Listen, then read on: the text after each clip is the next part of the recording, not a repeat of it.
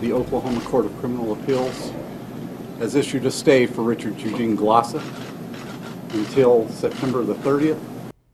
Just hours before he was set to die, an Oklahoma court steps in. New at 5, we're live from the state prison in McAlester with reaction to Richard Glossip's stay of execution and a look at now what happens next.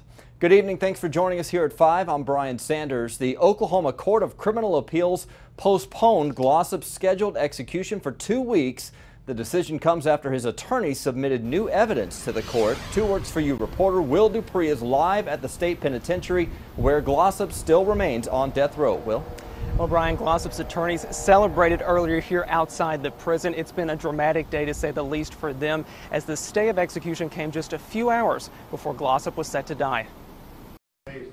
Just before noon, dozens of news outlets expecting to cover the execution of Richard Glossip got a visit from the director of the State Department of Corrections. The Oklahoma Court of Criminal Appeals has issued a stay for Richard Eugene Glossip until September the 30th.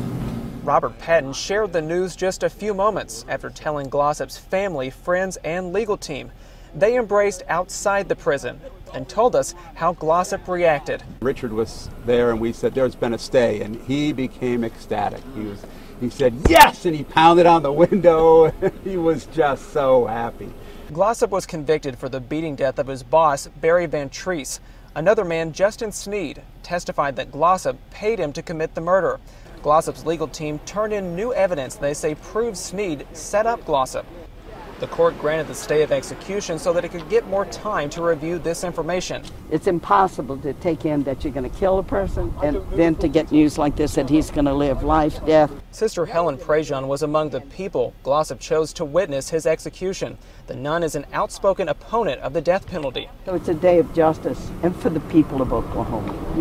Good people in Oklahoma don't deserve to be doing this kind of stuff to each other. The attorneys say they're collecting even more evidence and plan to submit that to the court, since Glossip's execution has now been pushed to the end of the month.